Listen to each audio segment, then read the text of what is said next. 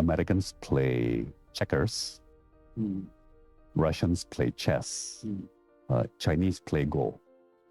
Tapi yang namanya Go, ya, yang juga batu-batu kecil, Hitam dan putih. hitam dan putih juga, tapi tujuannya untuk mengepung, ya kan?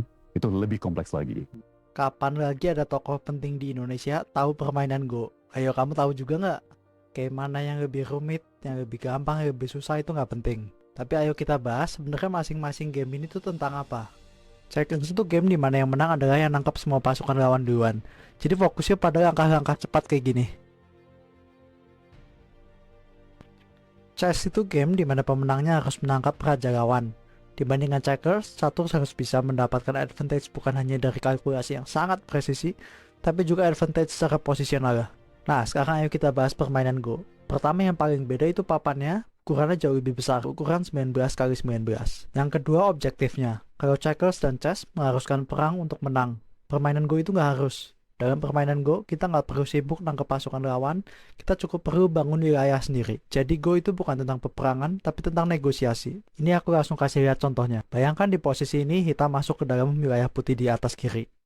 Putih nggak perlu sibuk bunuh, putih cukup tutup hitam supaya nggak bisa keluar. Kayak gini. Anggaplah hitam melakukan hal yang sama sekali lagi. Putih tutup. Kemudian putih tutup hitam di bagian bawah kanan. Putih tutup hitam di bagian atas kanan. Ini contoh di mana sebuah bentuk negosiasi baru saja dilakukan. Hitam negosiasi ke putih untuk mengambil wilayah bagian sini, sini, sini, dan sini. Tapi kenapa putih menerima negosiasinya? Apakah putih nggak dapat apa-apa? Yang putih dapat adalah sebuah kerangka untuk membentuk teritori yang lebih besar. Contohnya ini. Contoh barusan memang sebuah bentuk oversimplifikasi dari sebuah permainan Go.